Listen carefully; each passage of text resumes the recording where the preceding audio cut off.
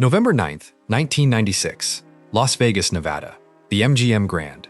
Mike Tyson was the heavyweight champion of the world, and he was considered unbeatable. Not just favored, not just the better fighter, unbeatable. His opponent that night was Evander Holyfield, a former undisputed champion whose best days, according to almost everyone in boxing, were long behind him. So the thing I was treated different than other inmates was that I was treated worse than they were because I was Mike Tyson. The odds makers made Tyson a massive favorite. Some had him at nearly 25-1. Commentators openly worried about Holyfield's safety. Doctors had flagged concerns about his heart years earlier.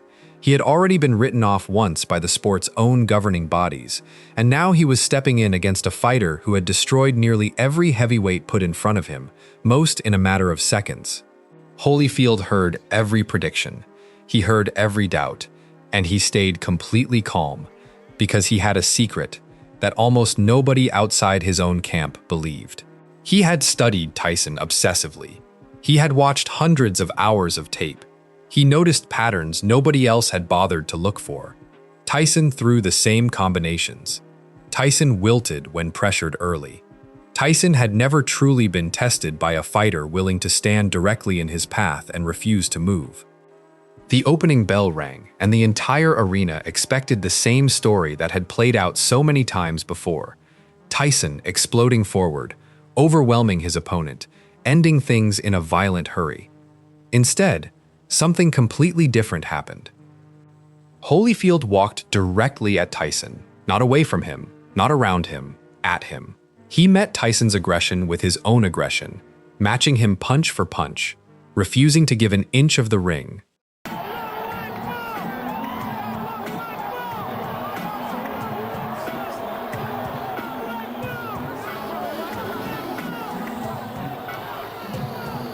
By the middle of the first round, the entire complexion of the fight had shifted. Tyson looked confused. He had never faced a heavyweight who marched forward into his power the way Holyfield was doing.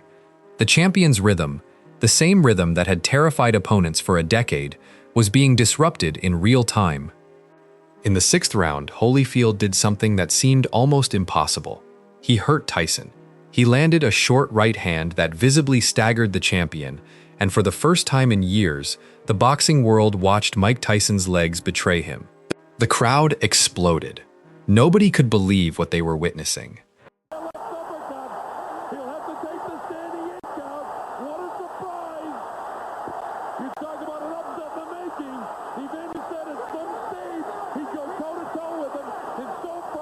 Tyson tried to recover. He tried to find the explosive combinations that had ended fights before. But Holyfield refused to let him settle. Every time Tyson tried to plant his feet and load up, Holyfield was already inside, working the body, working the head, taking away any room to breathe. Round after round, the pattern continued. Tyson would surge with flashes of his old power, and Holyfield would absorb it, walk through it, and answer with his own. It became less of a boxing match and more of a war of wills, two men refusing to accept that the other was the better fighter. By the 10th round, Tyson's face told the story his corner didn't want to admit. He was exhausted, he was frustrated, and for the first time in his career, he looked like a fighter who genuinely did not know how to solve the problem standing in front of him. In the 11th round, Holyfield finally found the finish. A sharp combination sent Tyson stumbling into the ropes, and moments later, another barrage forced the referee to step in and wave the fight off. Mike Tyson, the man the world believed could not be beaten, had just been stopped by a fighter given almost no chance of survival. The MGM Grand erupted. Evander Holyfield dropped to his knees in the center of the ring, overwhelmed by a moment almost nobody outside his own camp thought was possible. They would have stopped the fight on me as well. Congratulations. And Don King has just stopped in to congratulate one of the biggest surprises in my current memory. Yes, it is. This is a tremendous thing. The reaction across the boxing world was immediate disbelief. Reporters who had predicted a quick Tyson knockout were now scrambling to explain how they had gotten it so completely wrong. Analysts who had dismissed Holyfield as finished were forced to admit that they had underestimated a fighter who had simply refused to accept the narrative written about him. To truly understand the size of this upset, you have to go back to what Holyfield had already been through before that night. Years earlier, doctors had detected an irregularity in his heart, an issue serious enough that his career was briefly considered finished before he had even reached this point. He had been forced to prove his health all over again, fighting through skepticism not about his boxing ability, but about whether his own body would allow him to compete at the highest level at all. On top of the medical concerns, Holyfield had already suffered difficult losses in his previous fights. He had been knocked down. He had looked human, vulnerable and beatable against opponents far less intimidating than Mike Tyson. The general perception in boxing circles was brutal but simple. Evander Holyfield had given everything he had to the sport, and there was nothing left in the tank. With that in mind, were you concerned at this point? No, I wasn't concerned. Mike was able to catch me with some good shots, a good body shot, then with the uppercut. But, his hands was fast. Tyson, meanwhile, represented something almost mythological in the sport. He had returned from prison only a year earlier, and in his comeback fights, he looked every bit as terrifying as he had before his incarceration. Opponents were visibly afraid of him before the opening bell even rang. Some seemed to lose the fight mentally the moment they stepped through the ropes and looked across at him. That psychological dominance had become as much a part of his aura as his actual punching power. This was the wall that Holyfield was expected to walk into. Not just a great heavyweight in his prime, but a fighter whose reputation alone had already beaten most of his opponents before the fight even started. What made Holyfield's victory so remarkable wasn't just that he won. It was how completely he dismantled every assumption people had made about the matchup. He didn't survive by running. He didn't win on a fluke punch or a lucky moment. He walked directly into the eye of the storm and systematically broke down a fighter who had never once, in his entire career, faced someone willing to stand their ground against him for this long. In the locker room afterward, the mood among Tyson's team was reportedly one of stunned silence. This wasn't supposed to happen. Not to Tyson. Not against a fighter given almost no chance by the oddsmakers or the media. For Holyfield, the win didn't just add another chapter to his career. It redefined his entire legacy. He was no longer thought of as a faded former champion, holding on for one last payday. He became, almost overnight, one of the most respected warriors in the history of the heavyweight division. People stopped talking about his age and started talking about his heart, his preparation, and his refusal to be broken by reputation alone. The rivalry between the two men did not end that night. A rematch was scheduled for the following year, and it would go on to become one of the most controversial and talked about fights in boxing history, for reasons that had nothing to do with either man's skill in the ring. But that chapter, as chaotic and unforgettable as it became, could never take away what Holyfield accomplished in that first fight. To understand why this victory carried such enormous weight, you have to understand the mental battle that took place long before either man threw a punch. Tyson's entire career had been built on a foundation of psychological warfare. Opponents didn't just lose to his fists, they lost to the idea of him. The intimidating stare during the referee's instructions, the reputation of violence outside the ring, the sheer volume of quick, brutal knockouts that made every future opponent wonder if they would even survive to hear the final bell. Holyfield's training camp understood this better than almost anyone. His team didn't just prepare him physically, they prepared him mentally to withstand an assault unlike anything most heavyweights had ever faced. They ran drills specifically designed to simulate Tyson's aggression, having sparring partners rush forward relentlessly so that Holyfield would become numb to the kind of pressure that had broken so many opponents before him. A little short. Layman Brewster? No. He's about 5'11", 6 feet. Forget the guys, man. They brought it. This preparation showed itself in the smallest details throughout the fight.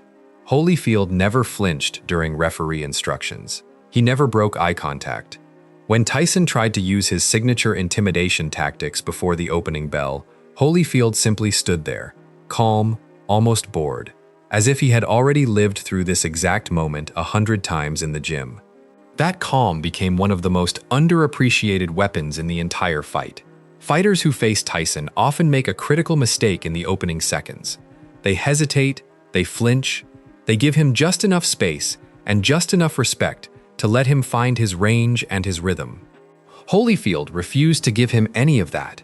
From the very first exchange, he treated Tyson like any other opponent, not like the myth that had terrified the division for a decade.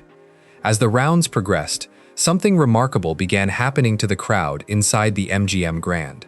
The energy in the arena, which had started with nervous anticipation for a quick and violent Tyson victory, slowly transformed into something closer to disbelief mixed with awe. Fans who had come expecting to witness a coronation instead found themselves watching a genuine, competitive heavyweight war, the kind that hadn't been seen at this level in years. Boxing historians would later point to this fight as a turning point, not just for these two men, but for the entire landscape of the heavyweight division. Before that night, fighters approached Tyson with a mixture of respect and outright fear. After that night, a blueprint existed. A blueprint that said Tyson could be pressured, that his stamina had limits, that his temperament could be tested and broken if an opponent had the composure and the physical toughness to survive the early rounds.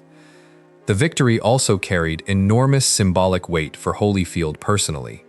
Throughout his career, he had always existed slightly in the shadow of the era's biggest names, first as a cruiserweight champion moving up in weight, then as a heavyweight often overshadowed by bigger, more explosive punchers. This win changed that permanently. It placed him in a category few fighters ever reach, a true ring general who beat the most feared man in the sport, not through avoidance, but through direct confrontation. In the years that followed, the fight would be studied endlessly in boxing gyms and training camps around the world. Coaches used footage of Holyfield's approach as a teaching tool, showing young fighters exactly how discipline, preparation, and mental toughness could neutralize even the most fearsome physical advantages. It became less a story about one fight and more a permanent lesson in what true championship preparation could accomplish against impossible odds. Because on that November night in 1996, in front of a crowd that expected to witness another quick, violent Tyson demolition, Evander Holyfield did something that boxing historians still study and discuss decades later. He proved that fear itself could be defeated. He proved that a fighter's will could outlast another man's power. And he proved that the loudest predictions, the biggest odds, and the most terrifying reputation in the sport meant absolutely nothing once the bell rang and two men were left alone with only their preparation and their heart to rely on. Evander Holyfield did not just win a fight that night. He shattered the myth of invincibility that had followed Mike Tyson for nearly a decade. He proved that reputation, fear, and hype could all be overcome by preparation, discipline, and a refusal to be intimidated. Everyone said Holyfield was too old. Everyone said he was too damaged, too slow, too far removed from his prime to survive against a fighter in his physical peak. Everyone said he would be the latest name added to Tyson's long list of quick, brutal knockouts. Instead, Evander Holyfield walked into the one fight nobody gave him a chance in and delivered one of the greatest upsets in the history of heavyweight boxing. Not through luck, not through controversy, but through 12 rounds of pure will, precise preparation, and the kind of heart that no scouting report could ever measure. And that is why, decades later, people still remember the night everyone thought Evander Holyfield was finished, and he proved every single one of them wrong.